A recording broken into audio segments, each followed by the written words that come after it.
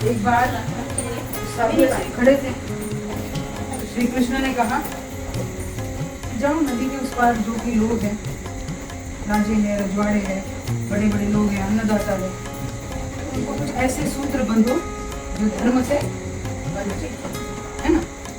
तो ये लोग क्या करते हैं कि ये लोग एक सूत्र ले लेते हैं, रेशम का धागा, और वो हर एक की राजा को, रजवाड़ों को, बड़े बड़े लोगों को धर्म के साथ जोड़ने के लिए बंधन बांधते थे और कहते थे कि धर्म से आज हमें जुड़े हुआ है, मानव कल्याण के लिए आप काम कीजिए। अब कृष्ण बोलते बोलते ये भी बोलते हैं बलि राजा की तरह धागा बोलते। बलि की कथा क्या है?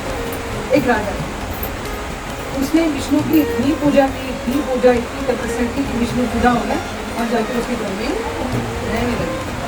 लक्ष्मी जी अकेले पड़े हुए, कोई भी पत्नी अपने पति को लाने के लिए किस पे अटकल जा सकती है, तो एक साधु का वेश धारण करती है और वो राजा के पास पहुंचते। साधु का वेश इसलिए क्योंकि आप किसी को भी, कोई भी कहीं आता है तो संदेह से देखते हैं।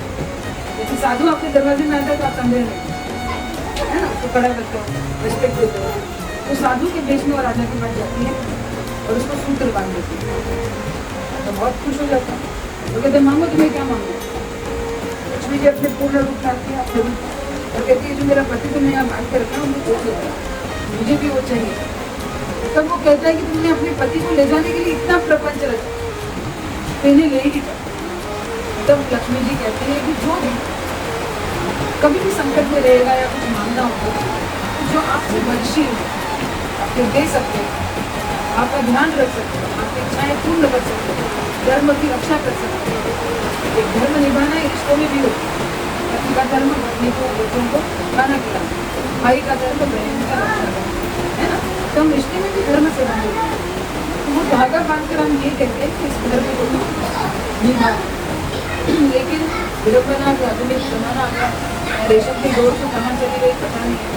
राखी पे तरह तरह के कार्टून आ रहे हैं, कल का पैदा हुआ बच्चों को माँ भी राखी बांध रही है, सब लोग बोला डालते हैं, तो पता ही नहीं चला। दूसरा, गुरु को शिष्य बांधना, केवल गुरु शिष्य के साथ बंधन में बंध जाए तो निवृत्ति तमस्कर जिम्मेदारी कौन लेता है? कौन लेता है? गुरु।